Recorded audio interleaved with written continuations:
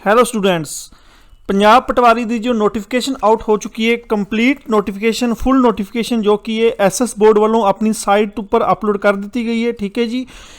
इस दे विच एक सब तो वड्डी गल निकल के आई है, जो बिग ब्रेकिंग न्यूज़ आप कह सकते हैं भी इस पटवारी भर्ती का प्री मेन एग्जाम होगा, मीनस प्री भी होगा तो मेनस भी होगा।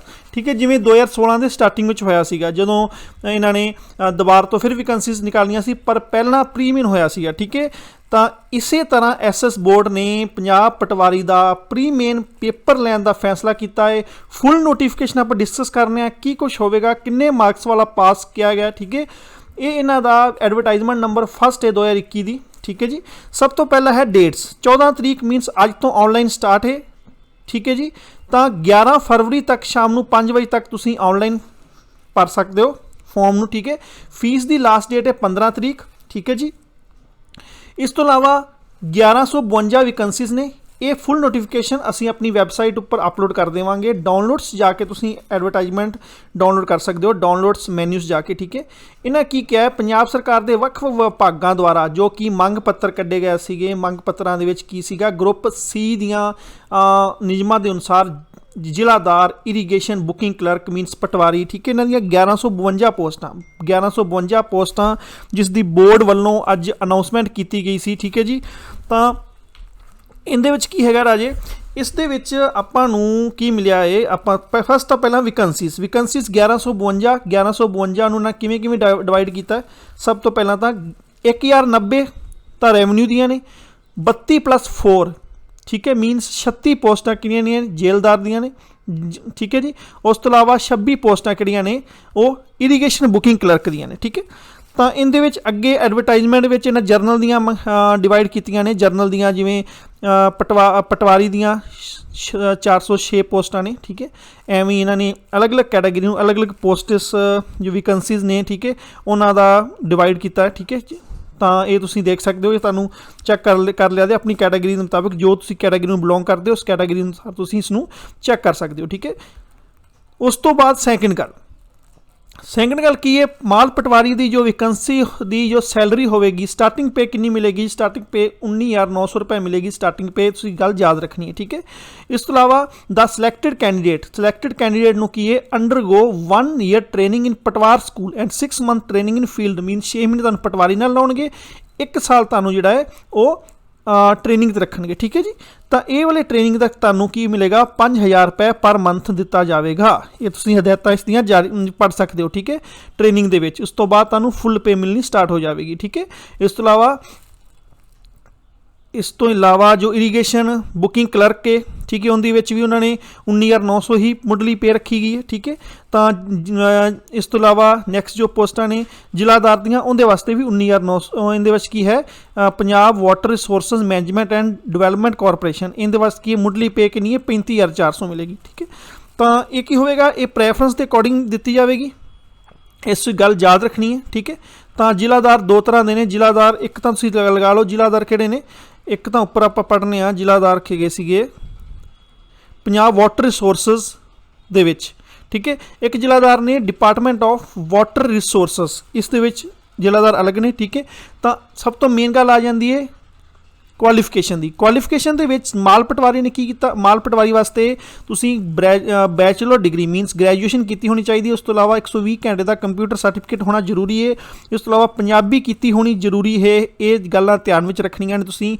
इरीगेशन बुकिंग क्लर्क वास्ते भी सेम क्वालिफिकेशन ही मैटर करेगी। ठीक है, उस तो बाद जिलादार वास्ते तो तुसीं की है, तुसीं अपनी ग्रैजुएशन की होनी चाहिए सैकेंड डिवीजन विच मीनस 55% नंबर तुहानूं लैने जरूरी ने। ठीक है जी, लै होने जरूरी ने तुसीं अपनी ग्रैजुएशन विच। पंजाबी लाजमी है, पंजाबी जिन्हें की होगी फॉर्म फिल कर सकता है। ठीक है, उस तो अलावा एक कैटेगरी कोड दिते गए हैं, तुसीं अपनी कैटेगरी के अकॉर्डिंग कोड नूं देख सकते हो। उस तो अलावा आप मेन मुद्दे ते आउणे आ। मेन मुद्दा की है जी, मेन मुद्दा हैगा इसका भी वैकेंसीज का पेपर किवें होवेगा, वैकेंसीज का पेपर किवें होवेगा जां किवें ਕੀਤਾ ਜਾਵੇਗਾ। ਉੱਪਰਲੀ ਏਜ ਕਿੰਨੀ ਹੈ, ਉਮਰ ਕਿੰਨੀ ਹੈ, 18 ਤੋਂ 37 ਸਾਲ। 18 ਤੋਂ 37 ਸਾਲ ਤੱਕ ਦੇ ਵਿਚਕਾਰ ਵਾਲਾ ਬੰਦਾ ਭਰ ਸਕਦਾ ਹੈ। ਉਸ ਤੋਂ ਇਲਾਵਾ ਜੋ ਕਿ ਅਨੁਸੂਚਿਤ ਜਾਤੀਆਂ ਤੇ ਪਿਛੜੀ ਸ਼੍ਰੇਣੀਆਂ ਨੇ, ਜੋ ਕਿ ਰਿਜ਼ਰਵੇਸ਼ਨ ਦਿੱਤੀ ਜਾਂਦੀ ਹੈ, ਰਿਜ਼ਰਵੇਸ਼ਨ ਉਸ ਦੇ ਆਧਾਰ 'ਤੇ ਉਹਨਾਂ ਦੀ ਉਮਰ 42 ਸਾਲ ਹੋਵੇਗੀ, ਕਿਉਂਕਿ 5 ਸਾਲ ਉਹਨਾਂ ਨੂੰ ਰਿਜ਼ਰਵੇਸ਼ਨ ਦਿੱਤੀ ਜਾਂਦੀ ਹੈ। ਠੀਕ ਹੈ, ਤਾਂ ਤੁਸੀਂ ਆਪਦੀ ਕੈਟਾਗਰੀ ਦੇ ਅਨੁਸਾਰ ਤੁਸੀਂ ਇਹ ਸੋਧਾਂ ਦੇਖ ਸਕਦੇ ਹੋ ਕਿ ਤੁਹਾਨੂੰ ਰਿਜ਼ਰਵੇਸ਼ਨ ਦਿੱਤੀ ਗਈ ਹੈ। ਉਸ ਤੋਂ ਇਲਾਵਾ ਫੀਸ ਦੀ ਗੱਲ ਕਰੀਏ, 1000 ਰੁਪਏ ਜਰਨਲ ਦੀ ਫੀਸ ਹੈ, SC BC ਦੀ 250 ਰੁਪਏ ਫੀਸ ਹੈ, ਯਾਦ ਰੱਖਣਾ। ਐਕਸ ਸਰਵਿਸਮੈਨ ਤੇ ਡਿਪੈਂਡੈਂਟ ਦੀ 200 ਰੁਪਏ ਫੀਸ ਹੈ, ਫਿਜ਼ੀਕਲ ਹੈਂਡੀਕੈਪਡ ਦੀ 500 ਰੁਪਏ ਫੀਸ ਹੈ। ਠੀਕ ਹੈ ਜੀ, ਤਾਂ ਇਹ ਨਾ ਕਿਹਾ ਫੀਸ ਇੱਕ ਵਾਰ ਅਦਾ ਕੀਤੀ ਫੀਸ ਵਾਪਸ ਨਹੀਂ ਕਰਨੀ, ਮੀਨਸ ਤੁਹਾਨੂੰ ਪੇਪਰ ਦਵਾ ਕੇ ਰਹਿਣਗੇ। ਠੀਕ ਹੈ, ਤੁਸੀਂ ਇਸ ਦਾ ਧਿਆਨ ਰੱਖਣਾ ਹੈ। ਠੀਕ ਹੈ, ਤਾਂ ਇਹਦੇ ਵਿੱਚ ਕੀ ਹੋਵੇਗਾ, ਇਸ ਦੀ ਚੋਣ ਵਿਧੀ ਕੀ ਹੋਵੇਗੀ, ਓਬਜੈਕਟਿਵ ਪੇਪਰ ਲਿਆ ਜਾਵੇਗਾ। ਯਾਦ ਰੱਖਣਾ ਇਹਨਾਂ ਕਿਹਾ ਹੈ, ਪ੍ਰਕਾਸ਼ਿਤ ਕੀਤੀਆਂ ਅਸਾਮੀਆਂ ਲਈ ਸਫਲਤਾਪੂਰਵਕ ਬਿਨਾ ਪੱਤਰ ਬਿਨੇ ਕਰਨ ਵਾਲੇ ਜੋ ਫਾਰਮ ਫਿਲ ਕਰਨ ਵਾਲਿਆਂ ਦਾ 2 ਚਰਨ ਵਿੱਚ ਓਬਜੈਕਟਿਵ ਲਿਖਤੀ ਪੇਪਰ ਲਿਆ ਜਾਵੇਗਾ। ਪਹਿਲੇ ਚਰਨ ਵਿੱਚ ਕੈਟਾਗਰੀ ਵਾਈਜ਼ 10 ਗੁਣਾ ਬੁਲਾਏ ਜਾਣਗੇ। ਜਿਵੇਂ ਜਰਨਲ ਦੇ ਮਾਲ ਪਟਵਾਰੀ 406 ਨੇ, 406 ਦਾ 10 ਗੁਣਾ ਕਿੰਨਾ ਹੋ ਗਿਆ, 4060 ਬੰਦੇ ਬੁਲਾਏ ਜਾਣਗੇ। ਠੀਕ ਹੈ, ਫਿਰ ਦੂਜੇ ਟੈਸਟ ਵਿੱਚ ਇਹਨਾਂ ਦਾ ਦੂਸਰਾ ਚਰਨ ਵਿੱਚ ਇਹਨਾਂ ਦਾ ਐਗਜ਼ਾਮ ਹੋਵੇਗਾ। ਠੀਕ ਹੈ, ਤਾਂ ਹਰ ਸ਼੍ਰੇਣੀ ਨੂੰ ਘੱਟੋ ਘੱਟ 40% ਨੰਬਰ ਜ਼ਰੂਰੀ ਨੇ। 40% ਤੋਂ ਘੱਟ ਹੋਏ ਤਾਂ ਤੁਹਾਨੂੰ ਅਯੋਗ ਕਰਾਰ ਦਿੱਤਾ ਜਾਵੇਗਾ, ਅਯੋਗ ਕਰ ਦਿੱਤਾ ਜਾਵੇਗਾ। ਮੀਨਸ 40 ਨੰਬਰ ਨੂੰ ਘੱਟੋ ਘੱਟ ਤੁਹਾਨੂੰ ਚਾਹੀਦੇ ਨੇ ਇੱਕ ਆਪ ਨੂੰ ਐਲੀਜੀਬਲ ਹੋਣ ਵਾਸਤੇ ਪੇਪਰ ਦੇ ਵਿੱਚ। ਠੀਕ ਹੈ ਜੀ, ਉਸ ਤੋਂ ਇਲਾਵਾ 3 ਗੁਣਾ ਬੰਦੇ ਬੁਲਾਏ ਜਾਣਗੇ ਬੋਰਡ ਦੁਆਰਾ ਫਾਈਨਲ ਕਾਉਂਸਲਿੰਗ 'ਤੇ। ਠੀਕ ਹੈ, ਧਿਆਨ ਰੱਖਣਾ, ਪਹਿਲੇ ਪੇਪਰ ਜਦੋਂ ਦੂਜੇ ਪੇਪਰ 'ਚ ਜਾਣਾ ਤਾਂ 10 ਗੁਣਾ ਬੰਦੇ ਬੁਲਾਏ ਜਾਣਗੇ। ਦੂਜੇ ਪੇਪਰ ਤੋਂ ਜਦੋਂ ਅਸੀਂ ਪਾਸ ਹੋ ਗਏ ਤਾਂ ਕਾਉਂਸਲਿੰਗ ਵਿੱਚ ਜਾਣਾ ਤਾਂ 3 ਗੁਣਾ ਬੰਦੇ ਬੁਲਾਏ ਜਾਣਗੇ। ਇਹ ਧਿਆਨ ਰੱਖਣਾ ਤੁਸੀਂ। ਠੀਕ ਹੈ, ਲਿਖਤੀ ਪੇਪਰ ਕੀ ਹੈ, ਲਿਖਤੀ ਪੇਪਰ ਜੋ ਹੋਵੇਗਾ ਉਸ 'ਤੇ ਐਡਮਿਟ ਕਾਰਡ ਜਾਰੀ ਕਰ ਦਿੱਤੇ ਜਾਣਗੇ ਅਤੇ ਸਿਲੇਬਸ ਵੀ ਇਹਨਾਂ ਦੁਆਰਾ ਅਪਲੋਡ ਕਰ ਦਿੱਤਾ ਜਾਵੇਗਾ। ਬਹੁਤ ਜਲਦੀ ਸਿਲੇਬਸ ਵੀ ਆ ਜਾਵੇਗਾ। ਠੀਕ ਹੈ, ਅਤੇ ਤੁਸੀਂ ਇਸ ਦੀ ਹੁਣ ਆਨਲਾਈਨ ਦੀ ਵਿਧੀ ਤੁਸੀਂ ਦੇਖ ਸਕਦੇ ਹੋ 14 ਤੋਂ 11 ਤਰੀਕ ਦੇ ਵਿੱਚ ਤਾਂ ਇਸ ਦੀ ਗ੍ਰੈਜੂਏਸ਼ਨ, ਇਸ ਤੋਂ ਇਲਾਵਾ ਗ੍ਰੈਜੂਏਸ਼ਨ ਕੀਤੀ ਹੋਣੀ ਚਾਹੀਦੀ ਹੈ। ਤੁਸੀਂ ਇਹ ਚੀਜ਼ਾਂ ਨੋਟ ਰੱਖਣੀਆਂ ਨੇ। ਠੀਕ ਹੈ, ਫੀਸ ਕਿਸੇ ਵੀ ਤਰੀਕੇ ਨਾਲ ਆਨਲਾਈਨ ਫਾਰਮ ਇਸ ਤੋਂ ਇਲਾਵਾ bank of India state bank of India ਦੇ ਚਲਾਨ ਰਾਹੀਂ ਜਾਂ ਨੈੱਟ ਬੈਂਕ ਰਾਹੀਂ ਜਾਂ ਗੂਗਲ ਪੇ, ਫੋਨਪੇ ਕਿਸੇ ਵੀ ਰਾਹੀਂ ਤੁਸੀਂ ਜਿਹੜੀ ਇਹ ਫੀਸ ਜਮ੍ਹਾਂ ਕਰਵਾ ਸਕਣਗੇ।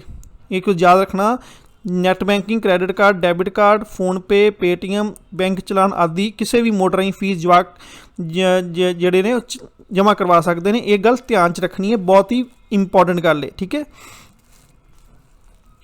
ਤਾਂ ਇਹ ਬਹੁਤ ਹੀ ਇੱਕ ਬ੍ਰੇਕਿੰਗ ਨਿਊਜ਼ ਹੈ ਕਿ ਪ੍ਰੀ ਮੇਨ ਲੈ ਰਹੀ ਹੈ ਸਰਕਾਰ ਪਟਵਾਰੀ ਬਣਾਉਣ ਵਾਸਤੇ। ਠੀਕ ਹੈ ਜੀ, ਤਾਂ ਇੱਕ ਬਹੁਤ ਵਧੀਆ ਗੁੱਡ ਨਿਊਜ਼ ਹੈਗੀ ਹੈ ਤੁਹਾਡੇ ਵਾਸਤੇ, ਬਹੁਤ ਵਧੀਆ ਡਿਸੀਜ਼ਨ ਹੈ ਮੈਂ ਮੰਨਣਾ, ਕਿਉਂਕਿ ਇੱਕ ਕਰੀਮ ਬਾਹਰ ਆਵੇਗੀ। ਤੁੱਕੇ ਨਾਲ ਕੰਮ ਨਹੀਂ ਚੱਲਣਾ। ਹੁਣ ਤੁਹਾਨੂੰ ਜਿਹੜਾ ਹੈਗਾ ਹੈ, ਹੁਣ ਤੁਹਾਨੂੰ ਚੰਗੀ ਤਰ੍ਹਾਂ ਤਿਆਰੀ ਕਰਨੀ ਪੈਣੀ ਹੈ। ਹੁਣ ਤੁਹਾਨੂੰ ਇਸ ਚੀਜ਼ 'ਤੇ ਮੱਥਾ ਮਾਰਨਾ ਹੀ ਪੈਣਾ ਹੈ। Okay, thank you, best of luck.